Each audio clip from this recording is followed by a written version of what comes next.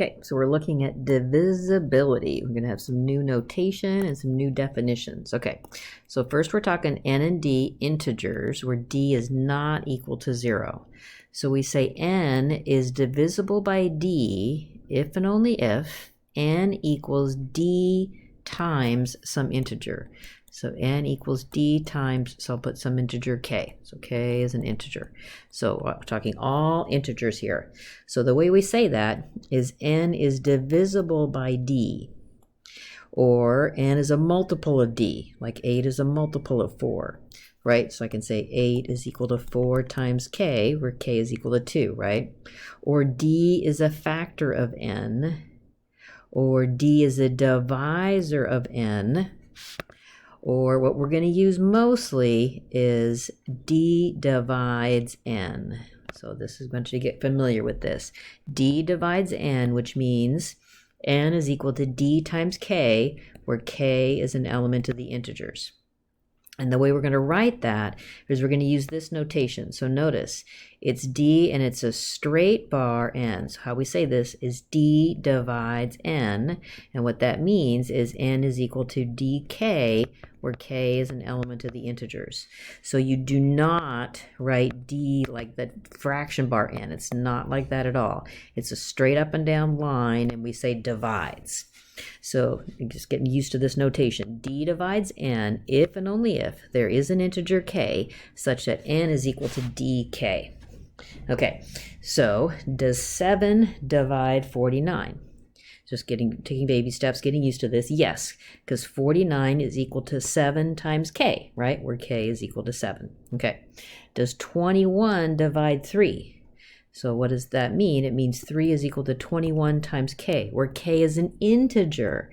Oh, no, that's not true. Okay, so does k divide 0 for any integer k? So what that means is 0 is equal to k times, and I'll just pick another integer, right? Integer p. So for any integer k, does k divide 0? No, not if k equals 0, right? If k equals 0, you can't have dividing by 0, right? So that's false. So no.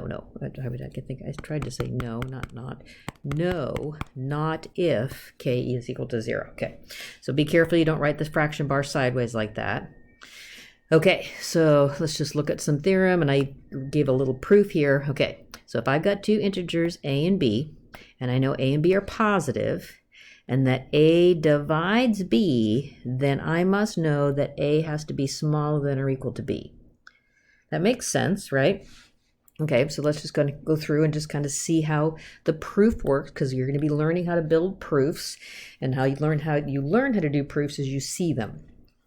So a divides b means that there is an integer k such that b is equal to ak. Since a and b are both positive, I know that k has to be positive, right? And so k even has to be bigger than or equal to 1, because positive means not 0, right? Positive means not 0. So k, and we're talking integers, so k has to be bigger than or equal to 1. So take this line here and multiply both sides by a, so I get a is less than or equal to ak. Oh, and ak, that's equal to b, so I get a is less than or equal to b. So that's a little bit of a proof, a good one for you to see. All right, so transitivity. So if A means B and B means C, then A means C. That's transitive. If this means this and this means this, then I get to conclude it transfers over, right? Okay, so that's the idea of transitivity. So this transfers. So if A divides B and B divides C, then A divides C. So let's go prove it. I probably shouldn't have used A, B's, and C's because it wasn't quite the same analogy, but all right, so if I know A divides B, that means B is equal to AR for some integer R, and if B divides C, that means C is equal to B times S or some integers S.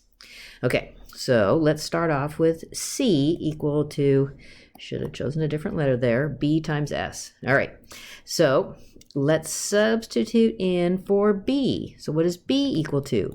B is AR. So I have AR times S. So I get C is equal to A times RS. So let K equal RS. And so then I have C is equal to AK. So that transfers over. So A divides C.